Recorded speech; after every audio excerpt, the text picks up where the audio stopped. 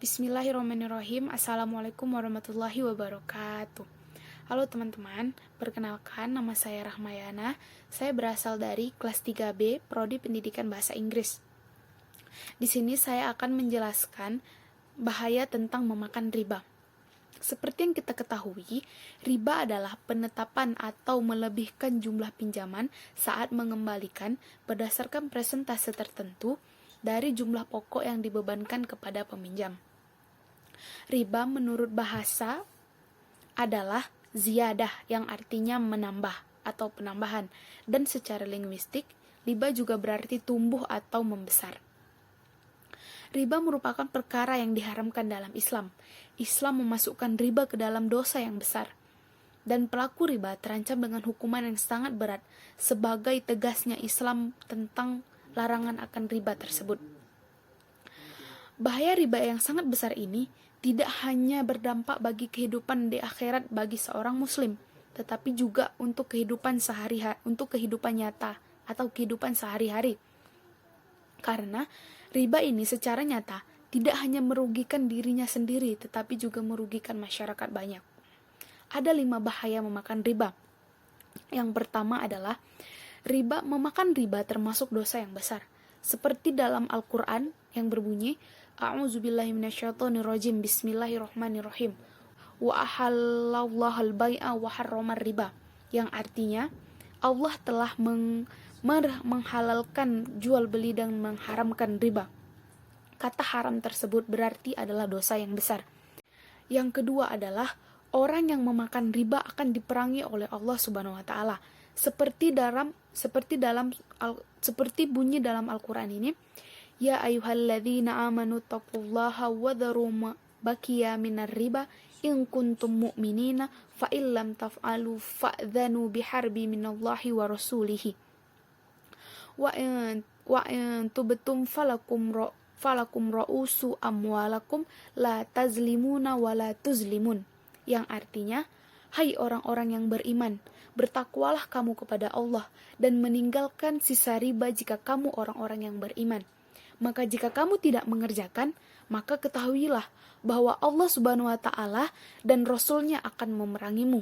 Dan jika kamu bertaubat, maka bagimu pokok hartamu, kamu tidak akan menganiaya dan tidak akan dianiaya.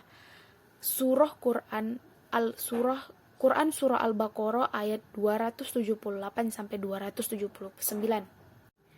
Dan yang ketiga adalah pemakan riba akan mendapatkan laknat dari Rasulullah SAW, seperti dalam hadis ini. An Jabir bin Abdullah radhiyallahu anhuma qala, la'ana Rasulullah sallallahu alaihi wasallam akilar riba wa muakiluhu wa katibuhu wa syahidaihi qala hum sawaun. Yang artinya, dari Jabir bin Abdullah berkata, Rasulullah sallallahu alaihi wasallam melaknat pemakan riba dan yang memberi dan yang mencatat dan kedua saksinya. Beliau berkata, mereka semua sama. Hadis riwayat Muslim. Yang keempat, dosanya seperti berzina dengan ibu sendiri. Ustadz Ahmad mengatakan, saking dahsyatnya riba itu sampai disebutkan bahwa dosanya itu sama dengan seorang laki-laki yang menikahi ibu kandungnya sendiri. Seperti sebuah hadis yang berbunyi, An Abdullah bin Mas'ud radhiyallahu anhu qala, anin Nabi sallallahu alaihi wasallam qala, ar-riba thalathata wa sab'una baban. Aisiruha mithlu ayyankihar rajulu ummahu. Yang artinya, dari Abdullah bin Mas'ud radhiyallahu anhu qala, Rasulullah sallallahu alaihi wasallam bersabda, riba itu terdiri dari 73 pintu, dan yang paling ringan adalah setara dengan seperti seorang laki-laki menikahi ibu kandungnya sendiri. Dan yang kelima adalah dosa pemakan riba ini lebih besar dari dosa 30 orang wanita yang berzina. Seperti bunyi dari hadis berikut ini, An Abdullah bin Hanzalatu ghasilul malaikah qala Rasulullah sallallahu alaihi wasallam dirhamu dirhamur riba ya'kuluhur rajulu wa huwa ya'lamu asyaddu min sittatin wa thalathina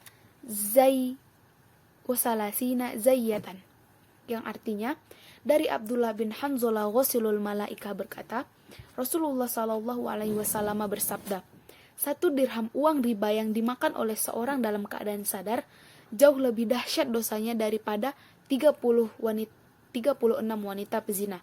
Hadis riwayat Ahmad. Nah, dari beberapa hadis dan ayat Quran di atas telah sangat membenarkan bahwa besarnya dosa riba ini. Maka jika kita ingin hidup kita diberkahi oleh Allah Subhanahu wa taala dan Rasul-Nya, maka kita harus menjauhi riba dalam kehidupan sehari-hari. Mungkin hanya ini saja yang dapat saya sampaikan. Lebih dan kurang saya mohon maaf. Wal akhirul kalam. Assalamualaikum warahmatullahi wabarakatuh.